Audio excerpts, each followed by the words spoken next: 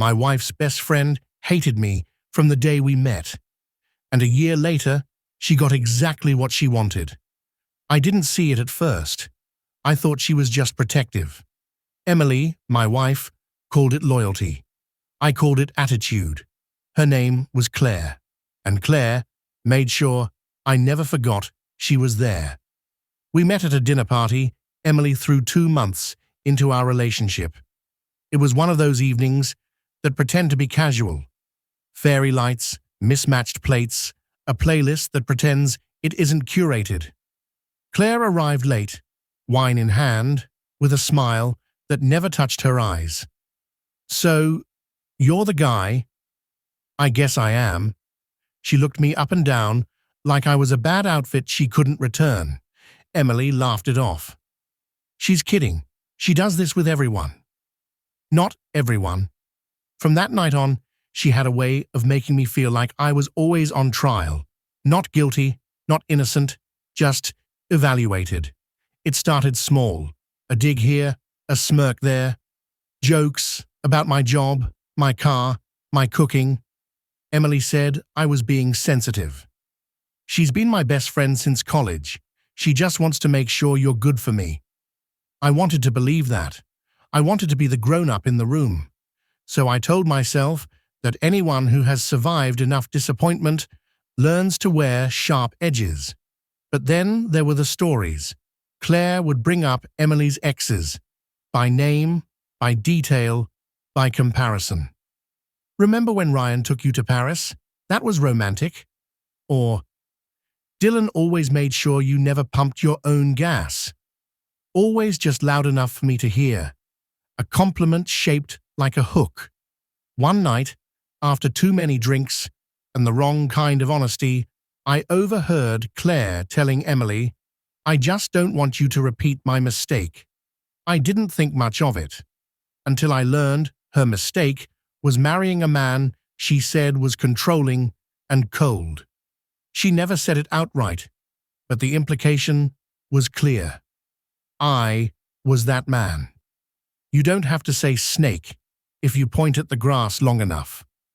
When Emily and I got engaged, Claire smiled for the photos. But later, when we were alone in the kitchen, she leaned in and said, "She deserves the world. Can you give her that?" I didn't answer, not because I didn't know, but because I hated that she could make me doubt myself. Doubt is a quiet fire. It looks like thoughtfulness from the outside. Over the next months, Claire inserted herself into our arguments like a referee who also writes the rules. "Claire thinks you work too much." "Claire says I should keep my own account, just in case." It was like she was planting seeds in soil I didn't know was there. And when you're told a seed is a weed, every leaf looks suspicious. We tried to build a life anyway. Sundays at the farmer's market, Tuesdays with takeout, and a show we pretended not to binge.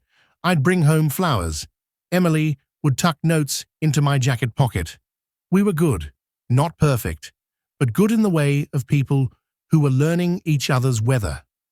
The breaking point came 3 months before the wedding. Emily came home with her mouth set in that line I recognized from Hard Days. "Claire thinks I'm rushing." She says, "Love shouldn't feel like this much work." I asked what this much work meant. She didn't answer. Sometimes silence is the only honest sentence you have. A week later, after another fight about nothing, which is how real fights always start, Emily packed a bag. "I just need some space. I'm going to stay at Claire's for a few days." I wanted to argue. I wanted to say no. Instead, I watched her zip the bag and tuck her hair behind her ear like she was putting something fragile back in place. 2 days turned into a week, then 2. Every time I called, she was busy. Every time I texted, she replied hours later, if at all. Claire's posts filled the gaps. Emily laughing in cafes, feet in the ocean, the kind of joy that looks staged and might not be. When Emily finally came home, She said she needed to talk. Claire told me something. What? She said she thinks you're like her ex, that you'll start small and end up breaking me. It felt like someone poured ice water through my chest. Do you believe her? I don't know, but I can't ignore it. That night, we slept back to back, or maybe just in the same bed, miles apart. We kept planning a wedding because abandoned plans feel like giving up twice. Cake tastings where everything tasted like sugar and pretending. Seating charts that made enemies into neighbors and cousins into chaos. Claire was always there, dropping by unannounced, texting Emily during dinner, whispering when she thought I wasn't listening. The rehearsal dinner should have been simple. It wasn't. Claire pulled me aside in the hallway with the soft smile of a person about to make you feel small. I hope you know I'll always be here for her. Always. It wasn't a threat. It was a promise. And somehow, that was worse. The night before the wedding, Emily stayed at Claire's. Tradition, she said. The bride shouldn't see the groom before the ceremony. I didn't argue. I ironed my shirt 3 times and pretended I believed in luck. The wedding went on as planned. Photos, vows, applause, all perfect on the surface. But during the first dance, I saw the way Claire looked at Emily, like she was memorizing her. Not the dress, not the moment, her. After the honeymoon, life settled, or pretended to. Claire's visits became more frequent. Sometimes Emily invited her. Sometimes the door just opened, and there she was. If I was late from work, Claire would already be there, wine poured, shoes off, an expert in being comfortable in other people's homes. One rainy night, I came home early, laughter in the kitchen, then silence, the kind that hides behind a hand over a mouth. I stepped in to see Emily wiping her eyes. We were just talking about old times. Her voice was different, softer, guarded. Memory can be a weapon if you hold it by the blade. That's when I realized Claire wasn't just protecting Emily. She was building something. With her. Around me. Without me. You don't notice a wall until you can't see the horizon. The next weeks were a blur of half conversations and unexplained absences. Emily said she was helping Claire with something. She never said what. I stopped asking. Questions felt like accusations in the wrong room. A mutual friend called on a Friday night. Hey, is Emily okay? I saw her at the movies. With Claire. They looked close. I didn't know what to say. Close is one of those words that doesn't tell you anything until it tells you everything. When Emily came home, I asked, "Were you with Claire?" "Yeah." "Why?" "You didn't mention it." "Do I have to?" That was the first time she spoke to me like I was an obligation. I started sleeping on the couch. She didn't fight it. Claire's name became a shadow in every room. Even when she wasn't there, she was. I learned the weight of silence, in ounces and hours. One night, Emily left her phone on the counter while she showered. A message from Claire, "I can't stop thinking about you.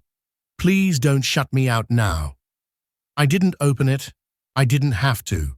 Some words aloud through frosted glass. When she came out, I asked, "Is there something you want to tell me?" Number why? Never mind. She didn't push. That scared me more than any yes. The next morning, Emily left early to run errands. She was gone all day. When she came back, she smelled like Claire's perfume. I knew because I'd been smelling it for a year, like a song I pretended not to know the words to. That night, I didn't sleep. I stared at the ceiling and tried to count the cracks like they were answers. On Sunday, Emily said she was going to spend the night at Claire's to talk. I didn't ask about what. She kissed my forehead before she left. It felt like goodbye. And maybe it was. 2 days without calls, without texts. On Thursday night, a message. Can we meet Saturday? Just us. Of course. Where? The park. By the pond. That's where I first told her I loved her. That's where Claire took our engagement photos. My stomach tightened like it remembered before I did. Saturday was grey enough to feel private. Emily sat on the end of the bench, coat wrapped tight. Claire and I fought again. About me. About her. She twisted her ring without looking at me. She told me she's been in love with me for years. The air went thin. And I didn't know. Or maybe I did. I thought it was loyalty. Friendship. What do you want? I don't know. I feel manipulated, but I also feel safe with her. And that's messed up, right? I didn't answer. She says, you'll never put me first. She's wrong. Then prove it, without proving it to her. Just us. It sounded like a test without a score sheet. For 2 weeks, Claire stayed out of sight. Emily and I rebuilt in small, crooked ways, shared breakfasts, silent TV, walking home together from the train. We laughed at the neighbor's lab puppy failing the stairs. We bought groceries like a promise. No declarations, no big gestures, just steady. For 2 weeks, Claire stayed out of sight. Emily and I rebuilt in small, crooked ways, shared breakfasts, silent TV, walking home together from the train. We laughed at the neighbor's lab puppy failing the stairs. We bought groceries like a promise. No declarations, no big gestures, just steady. Until the Wednesday, she came home quiet. What's wrong? She showed up at my office. Claire, Emily nodded. She said she's moving to Portland. She wanted me to come with her. And I said no. She cried. I cried. She kissed me. The ground tilted. Did you? I didn't kiss back, but I didn't stop her right away. Honesty is a scalpel. It saves or it scars. That night, I dreamed of conversations we never had. Claire confessing sooner, Emily choosing cleanly, me not doubting my own shadow. In the morning, Emily made coffee. No sugar, 2 creams, slid it across the counter. I'm sorry, I wanted to ask for what, but I was afraid of the answer. Friday evening, my phone lit up. Claire. We should talk.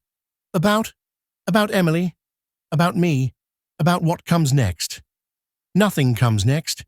You're moving. Not if she needs me. She doesn't. You really believe that?